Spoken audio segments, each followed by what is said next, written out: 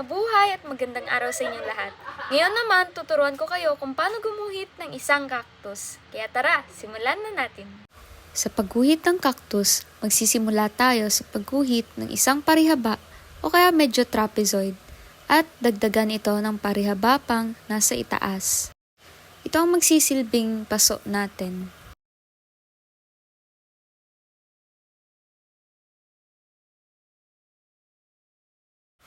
Sa loob ng paso, gumuhit ng oval o bilog para sa katawan ng cactus.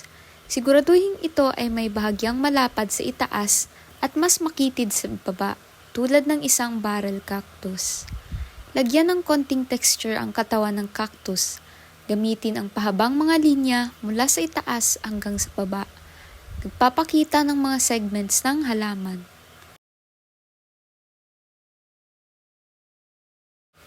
Gumamit ng hatching o cross-hatching technique, parang mga guhit na tumatawid o magkakaibang direksyon para makuha ang texture ng paso at magbigay ng anino. Magdagdag ng shading sa ilalim ng rim at sa gilid ng paso upang magmukhang tatlong dimensional.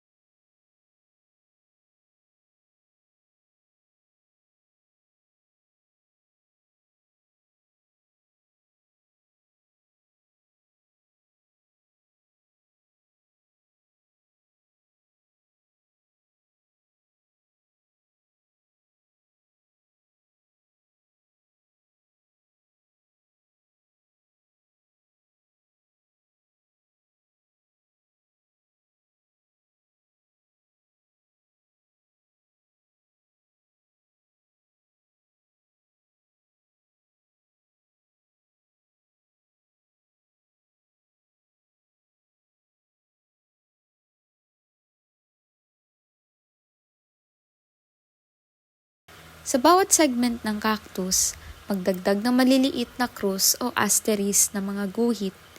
Ito ang magsisilbing tinik. Siguraduhin ilagay ang mga ito ng pantay-pantay sa iba't ibang bahagi ng cactus upang magmukhang natural.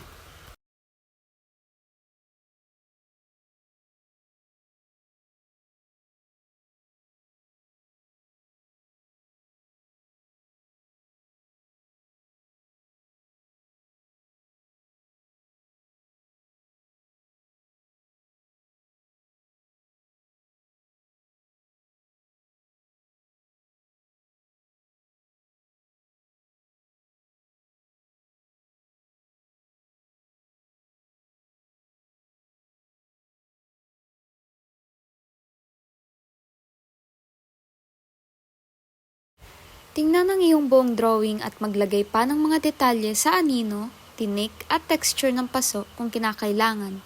Tanggalin ang mga hindi kailangang linya kung gumagamit ng lapis at linawin ang iyong guhit at sundin ang mga hakbang na ito at huwag kalimutang mag-practice pa para sa mas magandang resulta.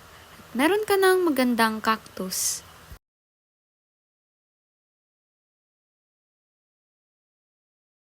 At natapos na din ang ating iginuhit na isang cactus.